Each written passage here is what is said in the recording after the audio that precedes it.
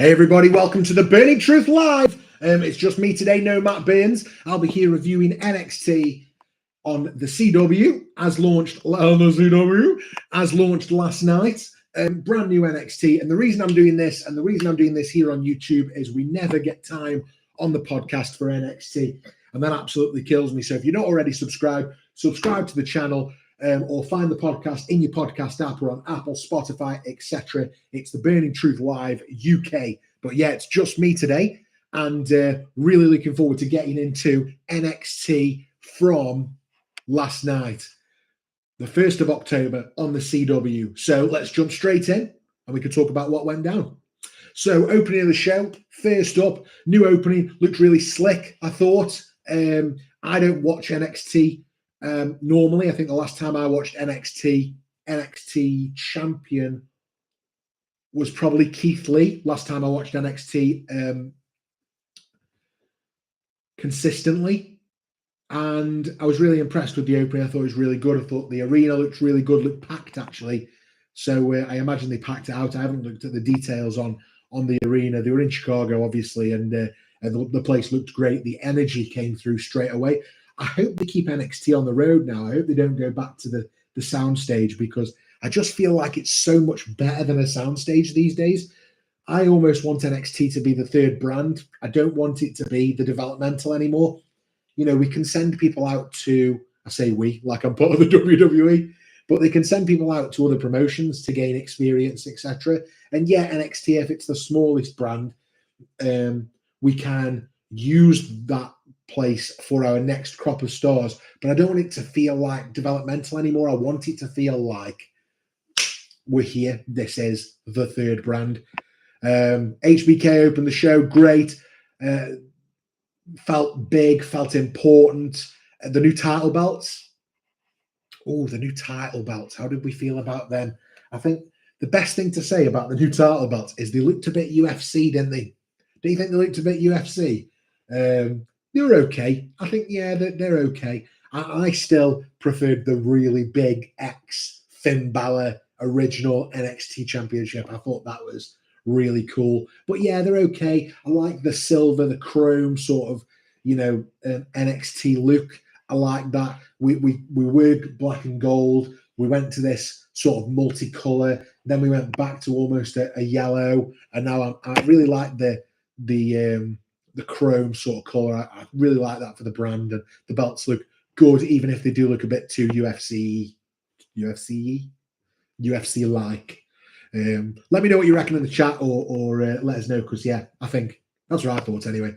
I thought definitely they looked a bit UFC-like, but it felt important. And then Triple H out, to kick off the show, and that felt really good, because Triple H, the godfather of NXT, with HBK, who's obviously running the show now, and it felt really good that they opened the show like that. It was almost like then, now, forever, I suppose, for NXT, which is cool. And then we opened up with a huge Women's Championship match. And again, I haven't been watching NXT regularly, so I'm not familiar with any of the characters. But what I will say about NXT, and this is bled over into the main roster since Triple H has been booking, it's that the title matches feel like a big deal from the start. Yeah, they do. And it feels like an event. It feels like it's important. And that's exactly what you want from a title match, right? So we had the Women's Championship match. We had Roxanne Perez, the champion, and she was taking on Julia. Yeah, is it Julia? Julia Goulia. That's a film.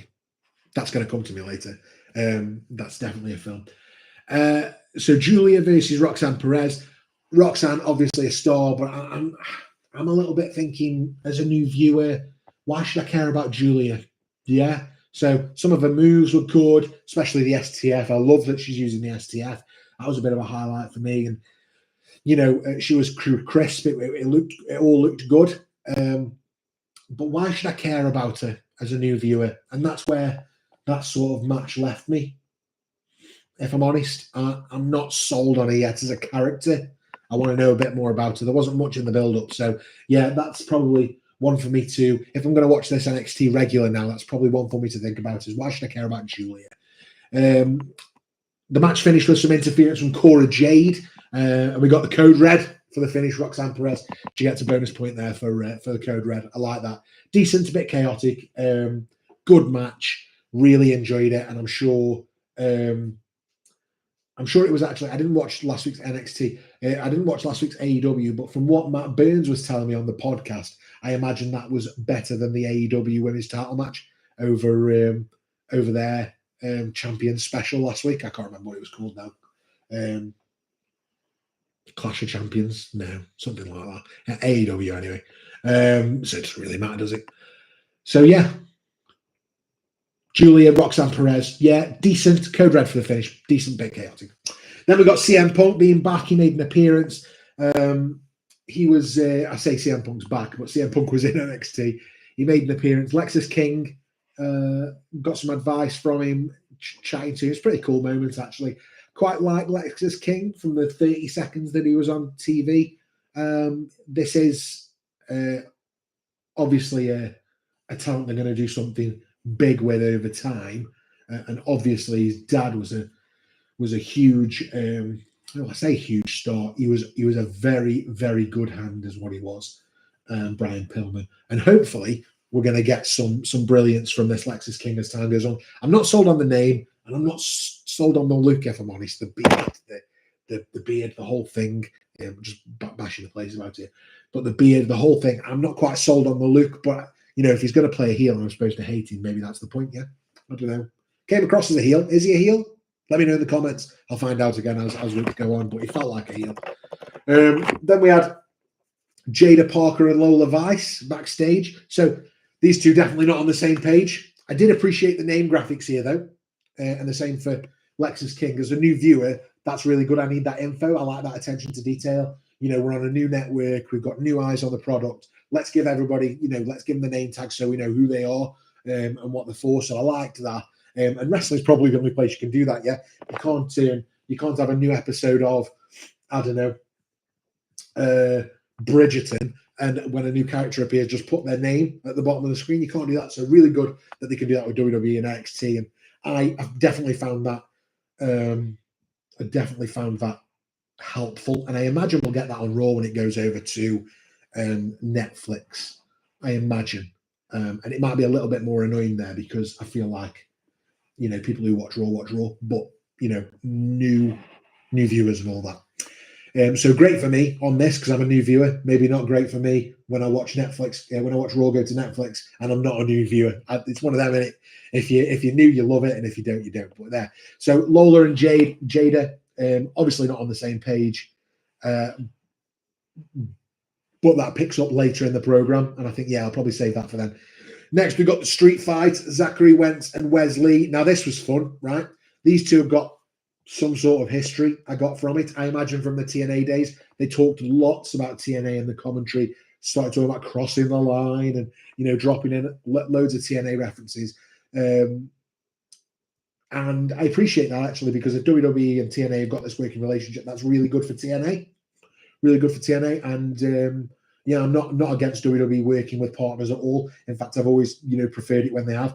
When in the mid to late 90s when they had ECW invade, and the King went over to ECW, and then Invasion Angles. They had the NWA for a little bit in '98. That wasn't so good, but I do like it when they try stuff like this, and I like that they don't ignore the rest of the world. I'm quite happy for them to ignore AEW because that's maybe they see as more direct competition. But talking about TNA, Stardom, places like that, etc. I'm not against.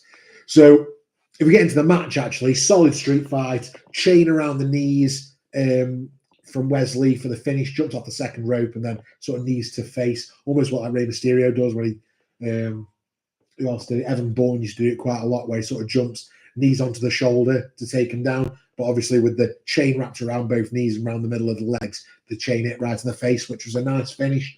And it was a big grudge match. So I don't know if that's the end of that story, but it was definitely fun for the first episode of NXT on CW. I enjoyed it. Hopefully, that translated as well. I'm not a big fan of street fights, but this one served its purpose absolutely. Then we had Miz TV. So the Miz was here as well. He turned heel on Raw this week, and spoilers if you haven't seen it. took out R-Truth, and the crowd was all over him from the beginning. So, obviously weren't a fan of that. But he came out and did the Miz TV segment, and he's perfect for this role, the Miz, and he's much better as a heel. So I really enjoyed it, and I enjoyed the Miz in this role. North American champ Obafemi and the challenger Tony D'Angelo, both guys were really good in this, and the Miz was good at playing his part as well. Obafemi comes across so intense, even on the mic. So it's a real strength for him, I felt. Yeah, I was probably the best segment of the show for me already. And that was Miz TV, because it made me really interested in the match that's going to be next week. So we're going to get the North American Championship match, Obafemi versus the challenger Tony D'Angelo. We're going to get that next week on NXT, and it already makes me want to watch next week's NXT. There's a couple of bits throughout this episode that made me interested in next week, which is the point when you're new on a network, yeah? So really enjoyed that. Fully invested, absolutely. The storyline pulled me in. I'm here for it. Let's go. I'm sorry I don't know who the other people with Tony D'Angelo were. Let me know in the comments. Not a clue, but I'll learn as time goes on, yeah? Then we had the match. So I said earlier on that Jada Parker and Lola Vice weren't getting on very well. They were backstage with the women's North American champion. Excuse me, Scott pressure cough button. And this is where things got a bit messy for me. So we got tag team communication, hints at a title shot, because we had the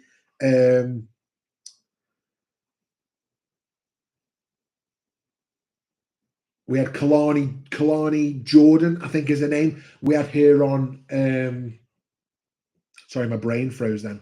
Kalani Jordan, we had her on commentary for this. So we had hints at a title shot against her from Fatal Influence. And we had the miscommunication between partners. So, yeah, just completely messy. And all the questions about whether they're on the same page, everything at once was just a bit hard to follow. When Jada walks out, which left Lola to face Fatal Influence alone, that was after a bit of partner miscommunication, whacked in the back. And Jada was like, nah, I'm not having this. I'm gone. That added some drama. That allowed Fatal Influence to get the win. But then they turned the Fatal Influence, the heels, they turned their attention to Kalani Jordan, who was on commentary. So they went for her, if you like, and Bianca Belair and Jade Cargill made the surprise save. So that was brilliant. The crowd went nuts for that. We really like Jade Cargill. We really like Bianca Belair. And they added real star power to this. So the match and the setup, awful. The aftermath was really good. So I think if this had been two separate stories in two separate segments, I'd have been much happier. Like, I'll have the partner miscommunication in one thing, and then I'll have the Kalani Jordan and Fatal Influence in another thing, and I would have felt a bit better about it. Yeah, I think it was just a bit much for one segment. That's just how I felt. You might feel different. Let me know in the comments. Absolutely. I'm glad I'm not here with Matt Burns, actually, because I feel like Matt Burns would absolutely disagree with me on that. I feel like he would be the one who'd say, no, matey, that is not correct. I prefer, whatever he says. So that was my really terrible impression of Matt Burns. What else we got next week? So this is the other one, yeah? This is what dragged me in to next week's NXT. Next week, we've got Javon Evans, right, versus Randy Orton. Brilliant use of a veteran. They sold it really well, which is Javon Evans gets to wrestle one of his idols, somebody he's looked up to his entire life, not just his career, somebody he cheered for as a kid. And it came across as huge, and it came across as a really big deal. Came across as a really big deal that Randy Orton was going to be on NXT, and I love that. Next week, we're going to get Randy Orton versus Javon Evans, and it does not matter what the finish is. That's going to be entertaining, and hopefully we get some sort of handshake after the match. And what I see in my head is I see a little bit The Undertaker versus Jeff Hardy in the ladder match on Raw from 2000 and whenever it was, and Undertaker ended up shaking or raising Jeff Hardy's hand after the match. That's what I see here. I see the veteran and the youth prospect putting on a clinic and giving us, a really good match. I'm really looking forward to that next week. So that and the North American Championship match. Yes. I'm here for it next week. And that led us into the main event. Yeah, NXT Championship. So apparently this one's been booked and built up over the last few weeks, months, if you like. Ethan Page versus Trick Williams. Ethan Page, the defending champion, versus Trick Williams, the former champion. And the reason CM Punk is on the show is because he is the special referee for this one. And because it's in Chicago, that's okay. And again, felt like a really big deal. NXT always makes championship matches feel big, and this was no exception. Ethan Page and Trick Williams did great in their roles. Heel versus face, classic stuff. Ethan Page, Mr. Ego, or whatever he is. You know, I wanted to punch him in the face, so I absolutely love that Trick Williams did. CM Punk maybe got a little bit too involved towards the end, but if you've got Punk there, it's going to happen. You've got to use him. So, you know, I almost forgive him for that because he was there. And if you're going to use CM Punk on the show, he's gonna get involved. That is just what it is. And Trick Williams winning the NXT title felt like the right move as we head into a new era for NXT. So Trick Williams, actually, I've never even seen one of his matches before, and I absolutely loved this. I thought he was brilliant. So I am, after one match, I'm a Trick Williams fan. I'm sold. I thought he was very good. Not to undersell Ethan Page either, though. I thought Ethan Page was really, really good. And yeah, the main event was, you know, as it should be, one of the better matches of the night. Maybe not as good as, Magic. Yeah, I think actually, yeah, it's probably the best match of the night. That's what it was. So, as it should be, main event, best match of the night. That's all for NXT this week. These are going to evolve as time goes on, but I'm going to try and sit down and review each week's NXT live on YouTube on a Wednesday. I'm not sure of exact time yet, but this is what I'm planning to do. I think it's great that we have the podcast and that's out every week, and I'm glad everyone's enjoying that. But I think it's really important that we cover all of WWE, because all of WWE is so bloody good at the minute. You know, prove me wrong that NXT and the entirety of WWE isn't fantastic programming every week at the minute. Obviously, there are odd moments that we disagree with or that we don't think are as good as others, but the storytelling and the quality of programming at the minute is fantastic. But for me, that's a wrap for this week's episode of the Burning Truth YouTube Live. So thanks so much for joining me. Hope you've had as much fun listening as I've had recording it. Again, these will evolve as the weeks go on, so please give your feedback in the comments below. If you want to keep the conversation going, use the chat below when you watch this back. You can also find us on Twitter at TBT Live UK, Instagram at The Burning Truth, Facebook at The Burning Truth, and obviously you find us on YouTube now at The Burning Truth 251.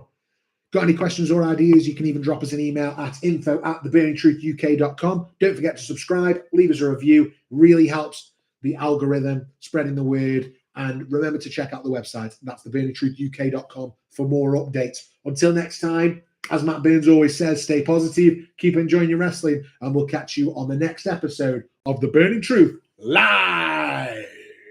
Excelsior. See you guys.